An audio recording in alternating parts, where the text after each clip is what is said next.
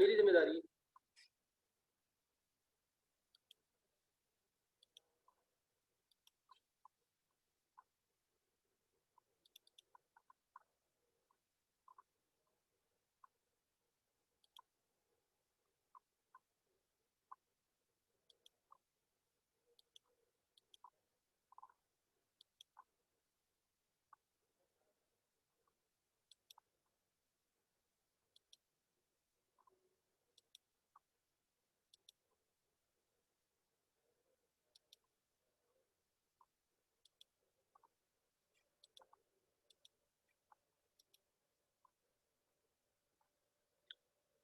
फिर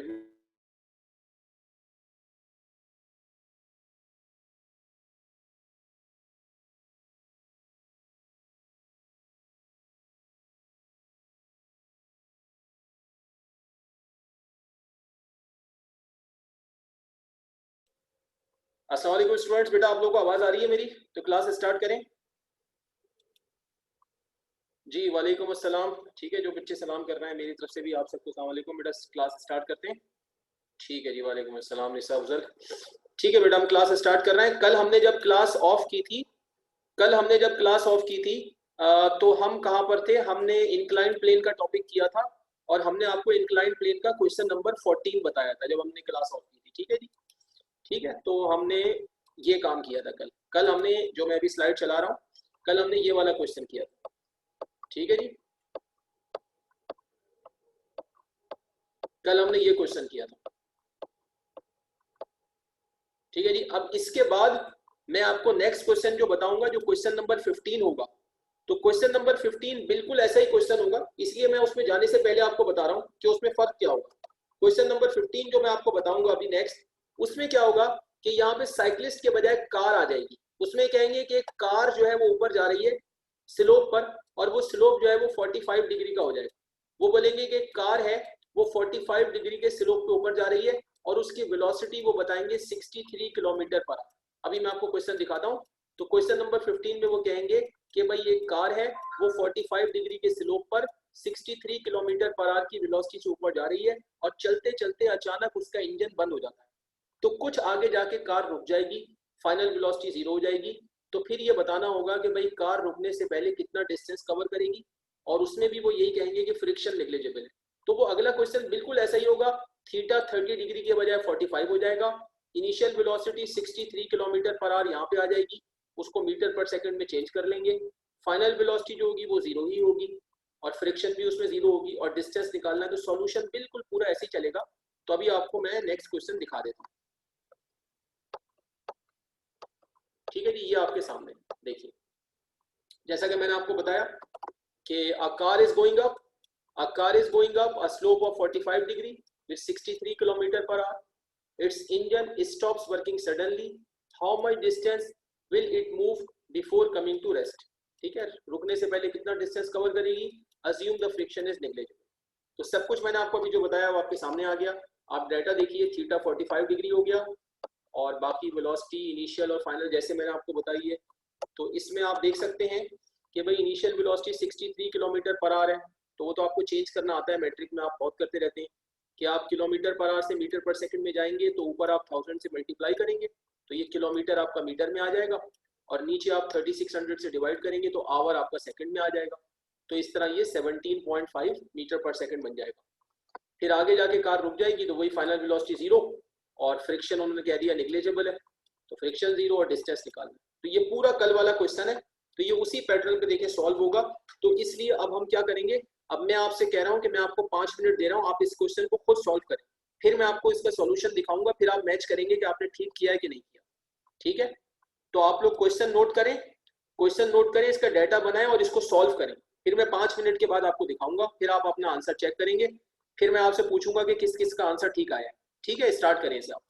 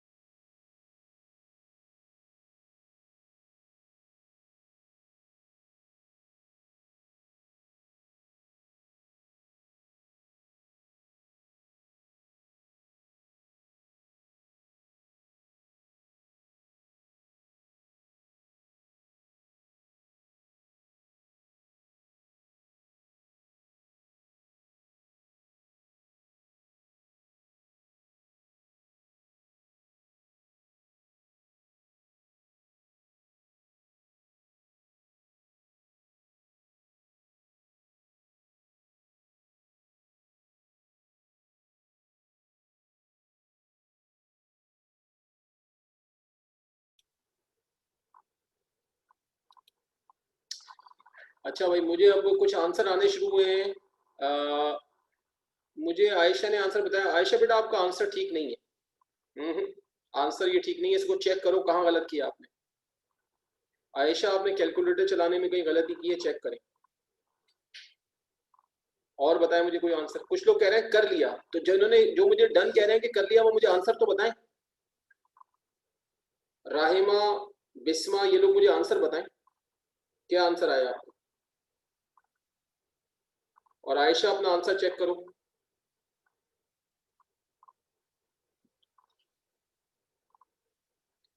बिस्मा का आंसर तकरीबन ठीक है, सही है, थोड़ा बहुत फर्क है, वो इतना चलेगा।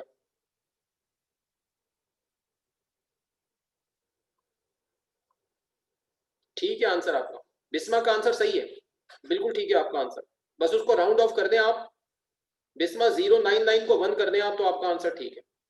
राहिमा का आंसर नहीं, राहिमा आपका आंसर क्यों ठीक नहीं है, थोड़ा सा फर्क है आपके आंसर।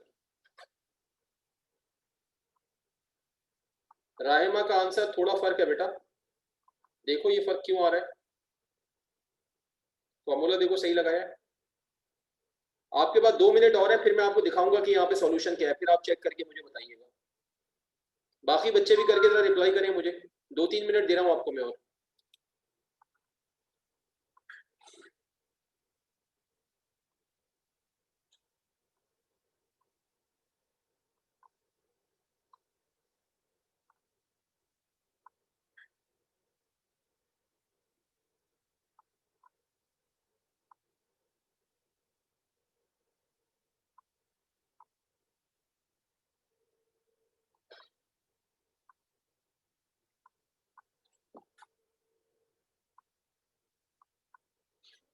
उर्दू टाइपिंग कैसे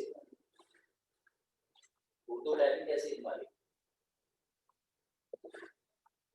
यार, अगर मुझे सिर्फ 2-4 वर्ड लिखो, दाखिले जा रही हैं अगर उर्दू में टाइप करके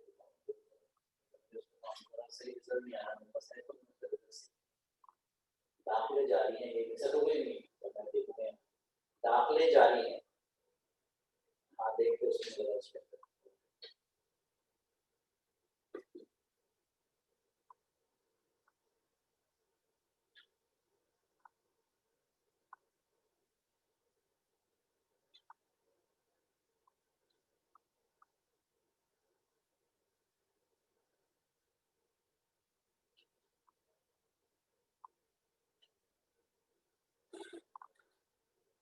हाँ भाई, मुझे कुछ और लोग भी बता रहे हैं आंसर। मुझे आंसर बताया है, जोहा ने आंसर बताया है बेटा, साइन 45 की वैल्यू 0.707 होती है। आयशा, आयशा खुर्रम, तुम्हारा आंसर सही नहीं आ रहा। और जोहा सईद ने पूछा साइन 45, साइन 45 होता है 0.707।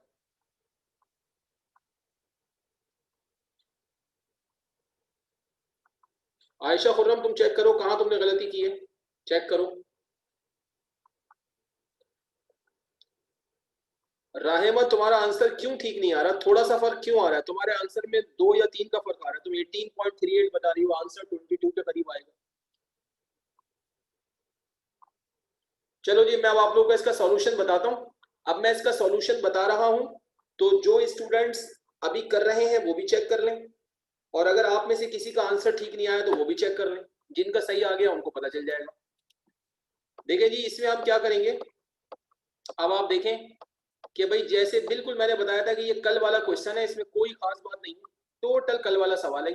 देखिए, देखो भाई, इसमें हमें वी एफ और वी आई पता है और एस निकालना है, तो कल की तरह हम थर्ड इक्वेशन लगाएंगे, 2as equal to V F square minus V I square. V F रखा 0 और वी आई जो है वो 17.5 आपने रख दिया, ठीक है जी।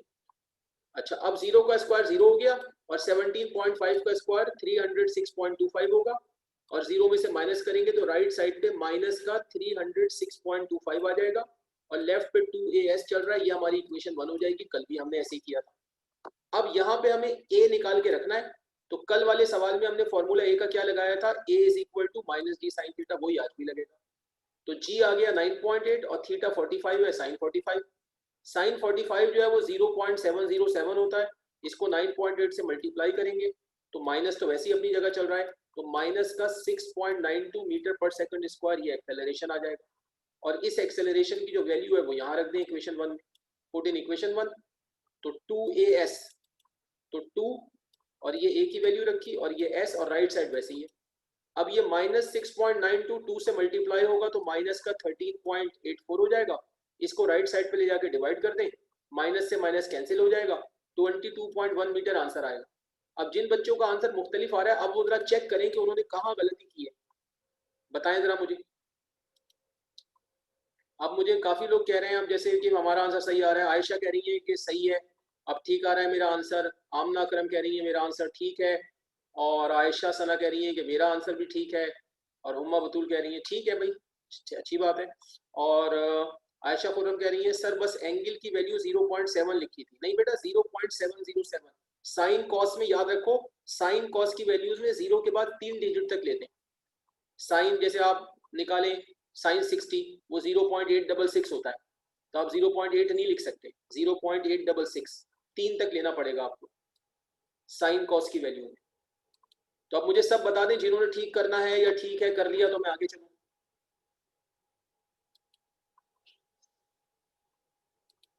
ठीक है, 1 मिनट और दे रहा हूं, अगर किसी ने कुछ नोट करना है तो कर ले, नहीं तो फिर मैं आगे जाऊंगा। ठीक है, अच्छा टोटल जो न्यूमेरिकल्स है इंक्लाइंड प्लेन के वो 3 हैं आपकी बुक में, और ये तीनों क्वेश्चन जो है ना, अब जैसे मैं आपको बता दूं ये वाला क्वेश्चन बहुत इंपॉर्टेंट क्वेश्चन है, ये जो क्वेश्चन है ये बहुत इंपॉर्टेंट क्वेश्चन है, ये पिछले 10 सालों में कम से कम 2 दफा आ चुका है।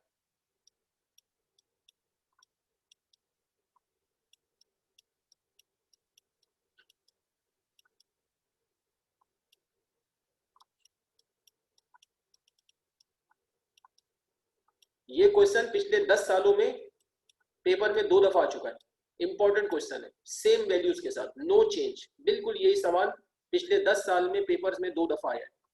तो कोई खास मुश्किल न्यूमेरिकल पेपर में नहीं आते, यही बुक वाले न्यूमेरिकल आते हैं सेम वैल्यूज के साथ। कभी शायद कोई 100 सवालों में कोई एक सवाल आ जाए बाहर से, वरना टोटल बुक के न्यूमेरिकल इन्हीं वैल्यूज के साथ आते हैं। अगर आपकी प्रैक्टिस अच्छी है, अगर आपने समझ के किया हुआ है, अच्छी प्रैक्टिस की हुई है, तो इन न्यूमेरिकल्स को एग्जाम में ठीक करना कोई बड़ी बात नहीं है, कोई मुश्किल बात नहीं। ठीक है जी, मैं आप लोगों को ये बताता चलूं कि पिछले 10 सालों से 11 सालों से अल्हम्दुलिल्लाह इतना मुझे याद है, इससे पहले का मुझे याद नहीं, हर साल गर्ल्स की क्लास में, लड़कियों की क्लास में मेरे सेक्शन में कोई ना कोई फिजिक्स में जो है वो 100 में से 100 कोई ना कोई बच्ची लेके आ रही है। बॉयज नहीं ला पा रहे, लेकिन गर्ल्स की क्लास में हर साल मेरी क्लास से कोई ना कोई बच्ची जो है वो 100 में से 100 फिजिक्स में लेके आ रही है। पिछले 8-10 सालों का, 12 साल का रिकॉर्ड मैं आपको बता रहा हूँ, ये कोचिंग के रिकॉर्ड में मौजूद है बात। इस साल तो पेपर ही नहीं हो सके, तो वो बच्चे जो 100 में से 100 लेकर आ रहे हैं फिजिक्स में, हालांकि अल्हम्दुलिल्लाह हमारे कोचिंग में तो लोग बायो में भी 100 में से 100 लेके आ रहे हैं, केमिस्ट्री में भी लाए हैं, लेकिन मैं अपने सब्जेक्ट की बात कर रहा हूँ। तो जो बच्चे फिजिक्स में पिछले सालों में 100 में से 100 लेके आ रहे हैं वो सारी लड़कियां हैं। बॉयज में 99 तक लेके आए, लेकिन 100 लड़कियां लेके आ रही हैं, क्योंकि लड़कियां काम अच्छा करती हैं, मेहनत से सफाई से काम करती हैं, स्टेप उनके पूरे होते हैं। तो वो जो पूरे बच्चे नंबर लेके आ रहे हैं उसमें कोई मुश्किल बात नहीं है, बस उनकी चीजें ठीक होती हैं, आप न्यूमेरिकल ठीक करें, वैल्यूज ठीक लिखें, यूनिट ठीक लिखें।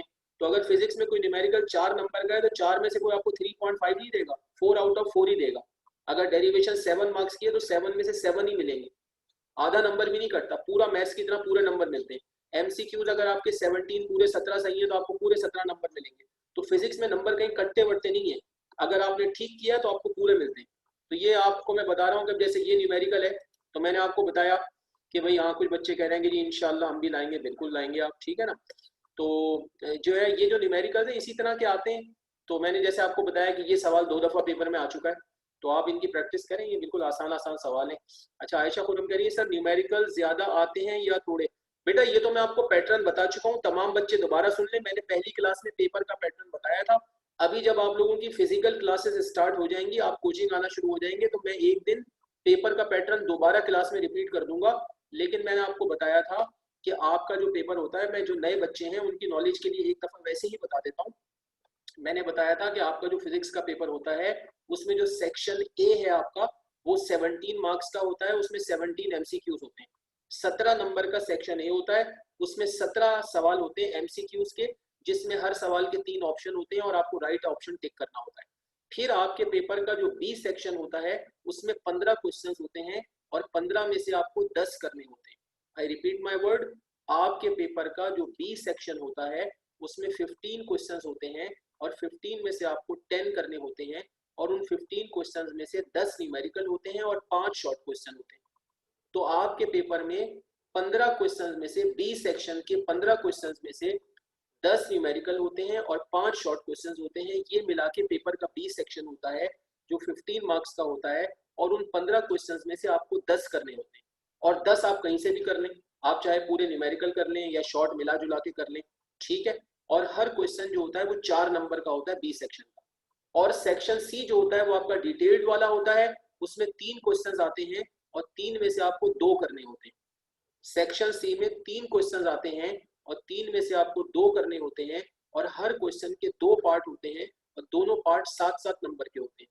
तो सेक्शन सी के 2 क्वेश्चन जो होते हैं वो आपके समझ लें 14 मार्क्स के होते हैं, यानी हर क्वेश्चन के 2 पार्ट होते हैं और दोनों जो है वो 7-7 नंबर के होते हैं। उसमें लॉन्ग डेरिवेशंस वगैरह आती हैं जैसे आप बीच में पढ़ते जा रहे हैं। तो जब आपकी फिजिकल क्लासेस स्टार्ट होंगी तो मैं किसी दिन दोबारा पेपर का पैटर्न क्लास में लिखवा दूंगा, लेकिन अभी मैंने आपको शॉर्टली बता दिया है। जो नए बच्चे हैं, मैं अपनी बात रिपीट कर रहा हूँ, एक दफा सब दोबारा सुन लें। आपका जो पेपर है उसमें 3 सेक्शन होते हैं, ए, बी और सी। पेपर में आपके 3 सेक्शन होते हैं, ए, बी और सी। ए में 17 सवाल होते हैं, वो पूरे 17 सवाल एमसीक्यूज होते हैं। हर क्वेश्चन के 3 ऑप्शन दिए होते हैं, राइट ऑप्शन टिक करना होता है। बी सेक्शन जो है उसमें 15 क्वेश्चंस होते हैं और 15 में से 10 करने होते हैं। उन 15 में 10 न्यूमेरिकल होते हैं, 5 शॉर्ट क्वेश्चन होते हैं, मिला के 15 होते हैं। 10 आप कहीं से भी कर लें, कोई पाबंदी नहीं, कहीं से भी आपने 10 करने होते हैं। हर क्वेश्चन 4 नंबर का होता है, तो बी सेक्शन के बनते हैं 40 मार्क्स। फिर जो सी सेक्शन होता है वो डिटेल्ड वाला होता है, उसमें 3 क्वेश्चंस होते हैं और 3 में से 2 करने होते हैं, एक की चॉइस होती है। हर क्वेश्चन के 2 पार्ट होते हैं और हर पार्ट 7 नंबर का होता है और उसमें ये बड़ी डेरिवेशन जैसे टेंशन इनस्टिंग वाली है या इंक्लाइंड प्लेन की है या इलास्टिक पोजीशन की है, वो इस तरह की आती है। तो मैंने पहली क्लास में ये पेपर का पूरा पैटर्न क्लास में पूरी स्लाइड दिखा के लिखवाया भी था। अभी फिजिकल क्लासेस स्टार्ट होंगी तो मैं किसी दिन दोबारा बता दूंगा, लेकिन ये मैंने नए वालों के लिए रिपीट कर दी है। बात समझ आ गई आप लोगों को? बात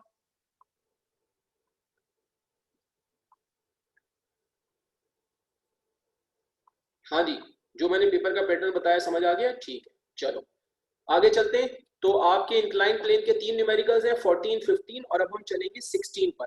अच्छा, अब जो 16 क्वेश्चन होगा, 16 क्वेश्चन में क्या होगा, अब 16 भी करने से पहले आपको बता दें, 16 क्वेश्चन में वो आपसे कह रहे हैं कि जी इसी क्वेश्चन को रिपीट करें, लेकिन वो आपसे ये कहेंगे कि इस क्वेश्चन में तो बोला है कि भाई अज्यूम करो कि जो फ्रिक्शन है वो निग्लिजिबल है, लेकिन क्वेश्चन नंबर 16 में बोलेंगे कि भाई इंक्लाइन प्लेन जो है उसके ऊपर फ्रिक्शन मौजूद है और आपको बताएंगे कि प्लेन के ऊपर 2000 न्यूटन की फ्रिक्शन है और आपको कार का वेट भी बताएंगे और आपको बोलेंगे कि कार का वेट जो है वो 19,600 न्यूटन है। तो आप इसी क्वेश्चन को फिर दोबारा करके बताएं, ऐसा आपको अच्छा, ये कोई बच्ची कह रही है सर ये भी खुद करने की कोशिश करें। नहीं, ये खुद ना करें क्योंकि ये जरा नया है बिल्कुल क्वेश्चन, तो ये मैं आपको कराता हूँ, ठीक है। और फिर मैं ऐसे ही सवाल जब दोबारा आएगा तो आपसे करवाऊंगा, ठीक है। तो अब आप देखें जरा, ठीक है जी। तो अब जरा ये क्वेश्चन देखें आप, ये देखिए जरा, इसको समझ लें, लिखने का काम बाद में करना है, पहले समझ लें। अब देखो क्या कहते हैं, इन प्रॉब्लम 15, यानी पिछले क्वेश्चन की बात कर रहे हैं। In problem 15, find the distance that car moves if it weighs 19,600 Newton, ये कार का वेट आ गया, and frictional force is 2000 Newton, ठीक है। अच्छा, बाकी चीजें वही हैं, मतलब थीटा 45 था वो 45 ही रहेगा, इनिशियल वेलोसिटी जो थी वही रहेगी, फाइनल वेलोसिटी सब कुछ वही रहेगा, ठीक है। तो आप देख सकते हैं कि डाटा में जो चीजें सेम थी वो तो मैंने वही ले ली, ठीक है जी। अभी आपने लिखना बिल्कुल नहीं है, पहले समझना है, पहले समझ ले सही से, लिखने का काम तो कोई मसला नहीं है, ठीक है। अब देखिए आप इसको, देखिए जी, थीटा 45 था, इनिशियल वेलोसिटी वही 17.5 हो गई, फाइनल वेलोसिटी 0, पिछले में फ्रिक्शन 0 थी, अब फ्रिक्शन आ गई 2000 न्यूटन, और नई चीज दे दी कार का वेट 19,600 न्यूटन और वही डिस्टेंस निकालना है। सवाल वैसे ही स्टार्ट होगा, थर्ड इक्वेशन से स्टार्ट करेंगे, वैसे ही 2as equal to vf square minus vi square लगेगा, ये सारे स्टेप वही है। यहाँ तक जो काम है ये बिल्कुल पिछले क्वेश्चन जैसा, यहाँ तक कोई चेंज नहीं है, पिछले क्वेश्चन में भी यहाँ तक वैसे ही किया था, वही 2as इक्वल टू माइनस 306.25 आ गया। अब ए निकालना है। अच्छा, इस क्वेश्चन को जब आगे सॉल्व करेंगे तो हमें कार का मास चाहिए होगा, तो आपको पता है कि W is equal to mg होता है। तो अगर g को साइड ले जाएं तो W अपॉन जी m के इक्वल होता है। तो अगर किसी भी चीज का आपको वेट दिया हुआ हो तो आप पुट करके आसानी के साथ उसका मास निकाल सकते हैं। तो इन्होंने हमें क्या है, कार का वेट दिया हुआ है, तो आप देखिए मैंने कार का मास निकाल लिया। W अपॉन जी करके 19,600 को मैंने 9.8 से डिवाइड किया, तो 2000 kg जो है वो कार का मास आ गया। अब इसके बाद देखो यहाँ पर चेंज है, यहाँ पर क्या चेंज है, अब फॉर्मूला यहाँ चेंज हो गया। पिछले क्वेश्चन में तो ये था कि इंक्लाइंड प्लेन पर फ्रिक्शन नहीं थी, तो formula A is equal to minus G sine theta था। लेकिन अगर इंक्लाइंड प्लेन पर फ्रिक्शन हो और कोई बॉडी ऊपर जा रही हो तो फिर एक्सेलरेशन का formula A is equal to minus G sine theta minus F upon M होता है। हमने 4 फॉर्मूले बनाए थे, उसमें से ये लास्ट वाला फॉर्मूला है। आई होप कि आपको याद आ गया होगा।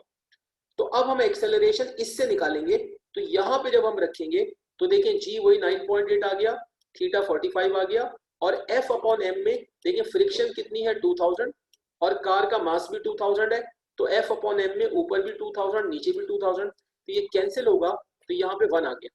ठीक है जी, यहाँ 1 आ गया और साइन 45 आपने 0.707 रखा, ये इससे मल्टीप्लाई हुआ तो माइनस 6.92 और आगे -1, तो माइनस 6.92 -1 करेंगे तो माइनस का 7.92 मीटर पर सेकंड स्क्वायर, ये कार का एक्सेलरेशन आ गया। ये फर्क है बस पिछले सवाल में और इस सवाल में। अब आप ये वैल्यू यहाँ रख दें, जो एक्सेलरेशन की वैल्यू यहाँ रख दें। देखिए ये जो आपकी इक्वेशन 1 है यहाँ रख दें, ये रख दिया आपने, बाकी वैसे ही है। ये इससे मल्टीप्लाई होगा, माइनस 15.84 आएगा, उसको उधर ले जाके डिवाइड कर दें तो माइनस 19 सॉरी माइनस से तो माइनस कैंसिल हो जाएगा, तो 19.3 मीटर आएगा। बस सिर्फ पिछले सवाल में और इस सवाल में ये फर्क है कि एक्सेलरेशन का फॉर्मूला चेंज हो गया। क्यों चेंज हो गया, इसलिए अभी इन्होंने फ्रिक्शन दी हुई है। तो बताएं आप लोग, समझ आ गया आप लोगों को? हाँ जी, ठीक है जी, हाँ जी, सब कह रहे हैं आसान है, समझ आ गया। ठीक है, बिल्कुल सही है। तब मैं आपको 5 मिनट दे रहा हूँ, आप लोग करें इस क्वेश्चन को। ठीक है, चले कीजिए इसको।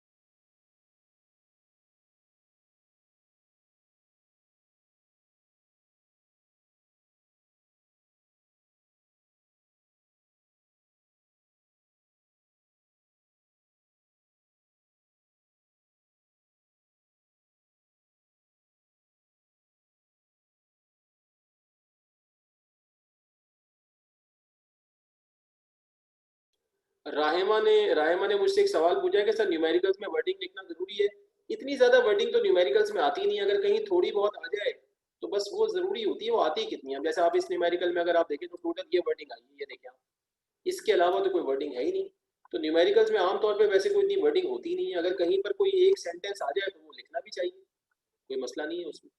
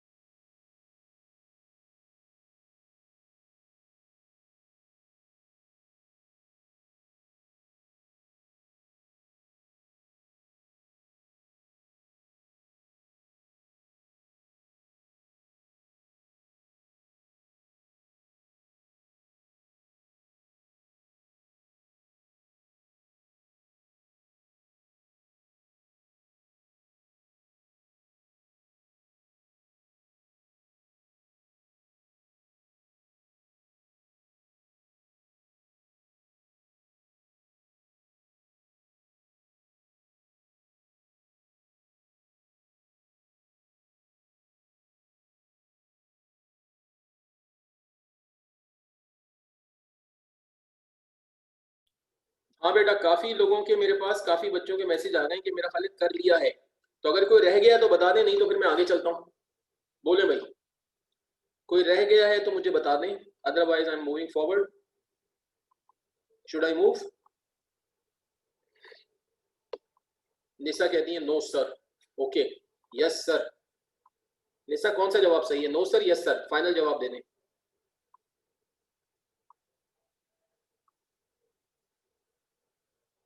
ठीक है, कर लिया सबने? ठीक है जी, सबने कर लिया, तो हम आगे चलते हैं। ठीक है जी, अब हमारा जो नेक्स्ट टॉपिक है यह है फ्रिक्शन। नेक्स्ट टॉपिक हमारा फ्रिक्शन है। ये जो टॉपिक है ये कभी भी लॉन्ग के सेक्शन में नहीं आता, ये आता शॉर्ट में है। लेकिन जब मैं इसको पढ़ाऊंगा तो आप कहेंगे कि भाई इसमें तो चीजें ज्यादा हो गई हैं, तो ये शॉर्ट में कैसे आएगा? तो मैं पूरा टॉपिक कराने के बाद आपको फिर बता दूंगा कि इसमें से कहां से आ सकता है। ठीक है, लेकिन लॉन्ग में कभी नहीं आएगा, आएगा तो शॉर्ट में। अब भाई फ्रिक्शन होती क्या है? फ्रिक्शन होती क्या है?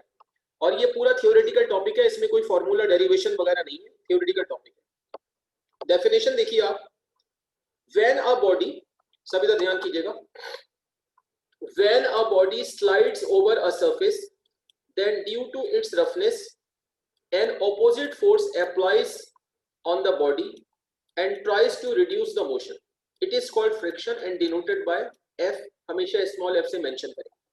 होता क्या है कि देखो कोई सरफेस है, उसके ऊपर कोई बॉडी रखी हुई है, तो जब आप इसको पुश करोगे, आपने फोर्स लगाई, आप इसको पुश करेंगे तो आपको ऐसा फील होगा कि एक ऑपोजिट फोर्स है जो कि मोशन को रोकने की कोशिश कर रहे हैं। तो जब भी आप फोर्स भी लगा रहे हैं तो आप उसी की वजह से फोर्स लगाते हैं। तो फ्रिक्शन जो है वो हमेशा किसी बॉडी की मोशन को रोकने की कोशिश करती है। अब ऐसा होता क्यों? देखो होता ये है कि अगर कोई बॉडी ऐसे रखी हुई है और आपने किसी सरफेस पे बॉडी रखी है, आप इसको ऐसे देख रहे हैं, तो ये तो आप नॉर्मल व्यू से देख रहे हैं। अगर आप इसी चीज को माइक्रोस्कोप से देखेंगे ना, तो क्या होगा कि ये सरफेस जो भी आपको नॉर्मली स्मूथ नजर आ रही है, माइक्रोस्कोप में देखेंगे तो आपको इसमें ऐसे रफनेस दिखाई देगी, ऐसे ऐसे, ये माइक्रोस्कोप में नजर आएगा। जो बॉडी रखी है उसमें भी ऐसे रफनेस होगी, बॉडी भी आपको ऐसे नजर आएगी इस तरह। अब क्या होगा कि बॉडी की जो तीन साइड्स हैं, ये वाली, ये वाली, ये वाली, ये तो एयर में है, ये जो चौथी साइड जो कांटेक्ट में है, इसकी रफनेस और जो सरफेस की रफनेस है वो आपस में ग्रिप कर जाएगी, और इस वजह से जब आप फोर्स लगाएंगे तो आपको ऐसा महसूस होगा कि सामने से कोई रुकावट आ रही है, कोई फोर्स इसको अपोज कर रही है। तो सरफेसेस में जो रफनेस होती है उसकी वजह से फ्रिक्शन क्रिएट होती है।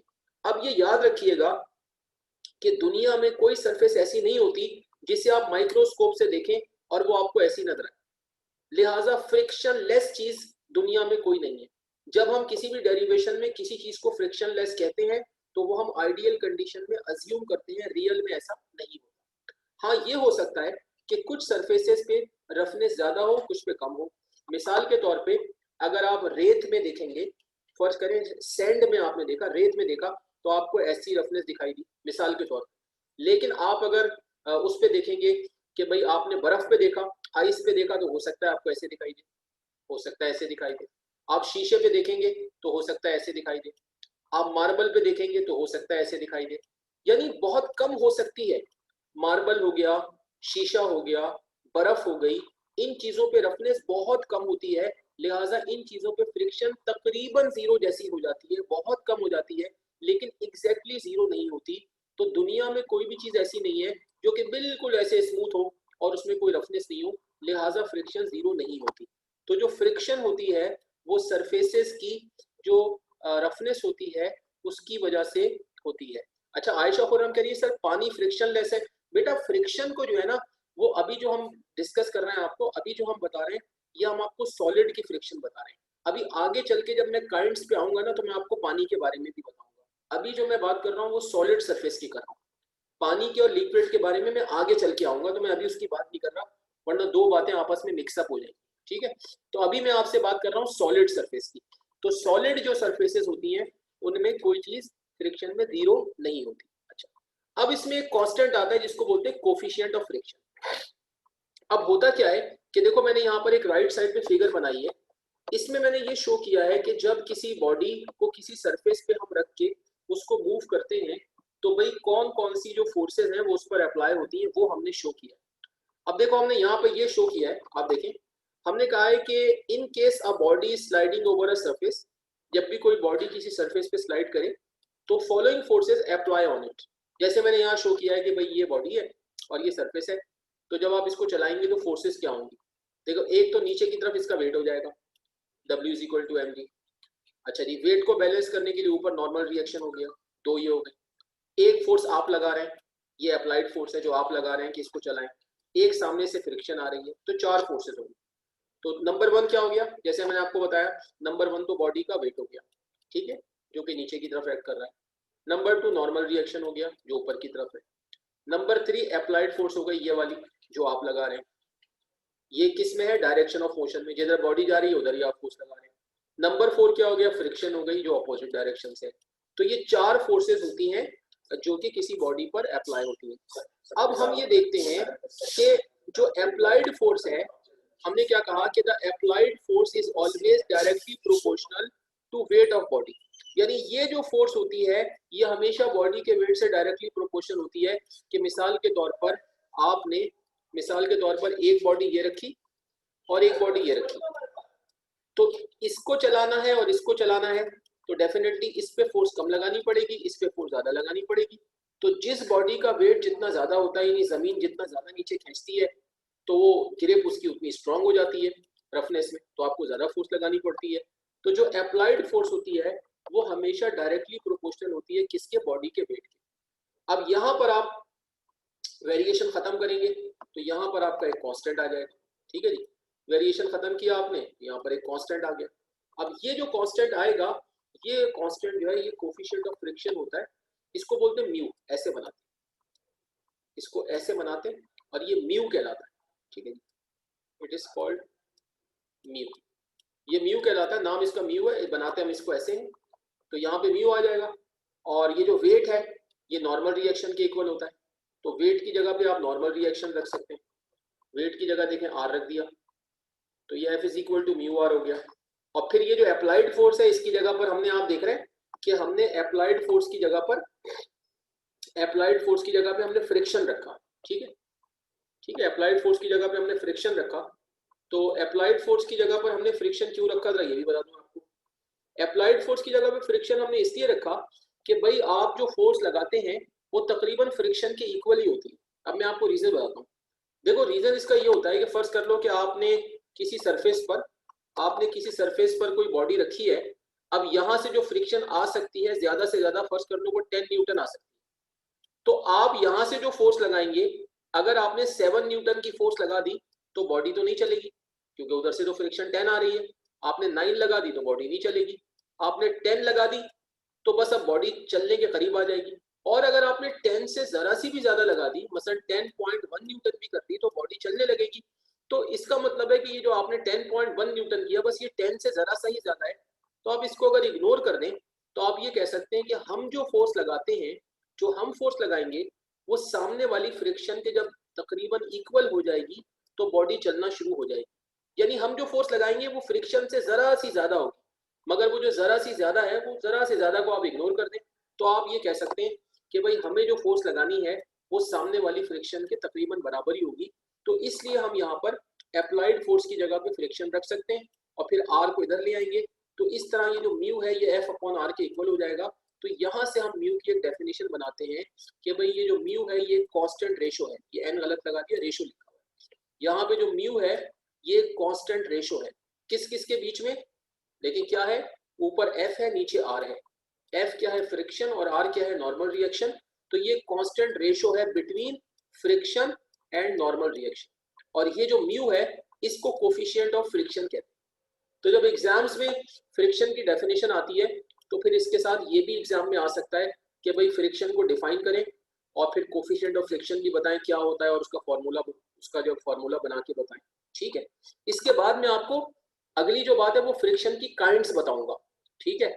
फिर मैं आपको आखिर में बताऊंगा कि एग्जाम में कितना आ सकता है तो आपने कितना बताना है। लेकिन पहले जो सारी चीजें हैं वो हमें डिस्कस करनी पड़ेंगी, ओके। तो आपको समझ आई बात यहाँ तक? जी बेटा रिप्लाई करें, समझ आ गया आपको ये?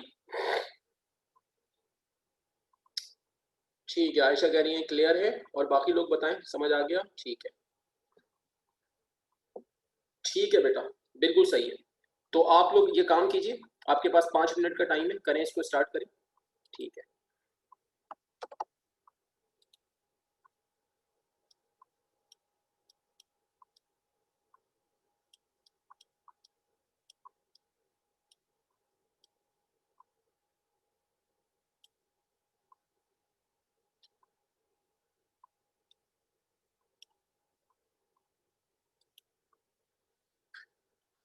अच्छा, ये जोआ कह रही है सर ये डेरिवेशन है। बेटा डेरिवेशन क्या है, 3-4 स्टेप हैं, तो डेरिवेशन तो इसे नहीं कह सकते, क्योंकि अब आप फर्स्ट ईयर में तो माशाल्लाह बड़ी बड़ी डेरिवेशंस कर रहे हैं, तो उनके मुकाबले में ये 4 लाइन का फॉर्मूला है, इसको क्या कहें। कह तो सकते हैं डेरिवेशन, लेकिन एक बहुत ही छोटी सी 3-4 लाइनों की है, और क्या है, कुछ भी नहीं है। क्या ख्याल है आपका? जी सर, एम आई राइट? हम्म।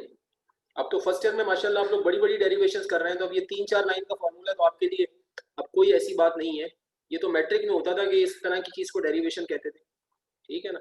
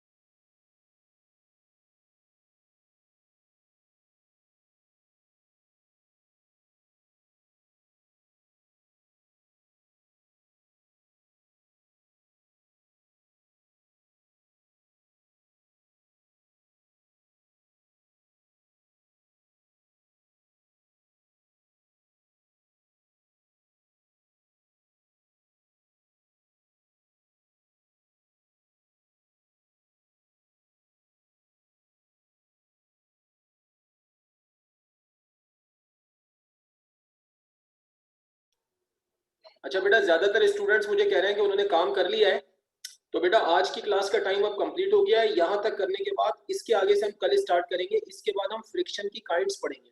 अभी फ्रिक्शन का जो टॉपिक है वो कंटिन्यू है। आज हमने फ्रिक्शन की डेफिनेशन और कोफिशिएंट ऑफ फ्रिक्शन कर लिया है। इसके बाद हम फ्रिक्शन की काइंड्स करेंगे इंशाल्लाह, कल कंटिन्यू करेंगे। कल ये टॉपिक इंशाल्लाह खत्म हो जाएगा और अगला टॉपिक इसके बाद हम स्टार्ट कर लेंगे। ठीक है जी, तो मेरी तरफ से अल्लाह हाफिज। आप लोग बिल्कुल लीव कर सकते हैं, इंशाल्लाह आपसे कल मुलाकात होगी। ठीक है, जुआ कह रही है सर ये इंपॉर्टेंट है। हाँ अच्छा, इंपॉर्टेंट टॉपिक है, बिल्कुल इंपॉर्टेंट है।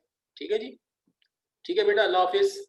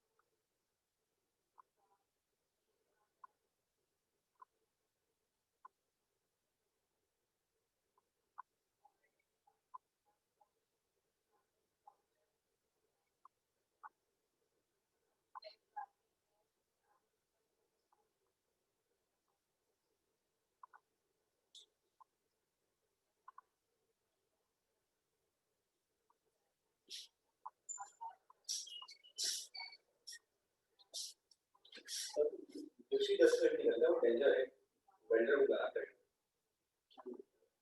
उस सबसे निकल रहा है। अगर इनकेस हम नीचे से उठाएंगे ना, तो मुझे लग रहा है मुझे दूसरा होना जहाँ पता होना मुझे मिल जाएगा। सीधे रस्सी को केवल उसको रस्सी बांध के पकड़ के नीचे को नीचे से उठ ही जाते हैं। तो किस पाना होगा ना, वेल्डर से आगे वेल्डिंग का तो काम ही नहीं ना वहाँ पे। या तो कोई वो टेक्निकली आदमी नाटी बोल रहे हैं, तो मैं उसको वेल्ड तो नहीं कराना, वेल्डर आएगा तो वेल्ड तो नहीं करेगा, खोल के उसको लगाएगा ही ना। तो सिर्फ फिक्स पाना मंगा के और D40 स्प्रे आता है जो ना, तो कम लग जाए इसको। मतलब तुम अगर वो पाना का मंगाने सही हो जाए और बन जाए ना, तुम वेल्डर्स मतलब बंदे से बता देगा, मजदूर की बात हो रही है कि बंदा को होगा जो उसको खोलेगा पाना, फिक्स पाना देखने को लगा है तो ठीक है, मतलब मुझे लगा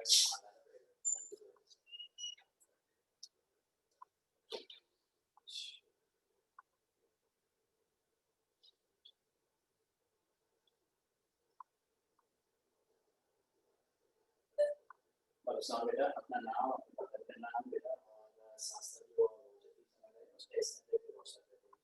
ठीक है, तो मैं वो करूँ तो फिर आप एक कॉपी को आप इंडियन शुरू में देखिए, वो आप उसी कॉपी की बात करेंगे। मेरे पास रिसीविंग मौजूद है जो मैंने दिया है, उसको देखते हुए पहले का नाम पढ़ देना और जो वाउचर आपने दिया उसके स्टैंडर्ड में हो सकता है।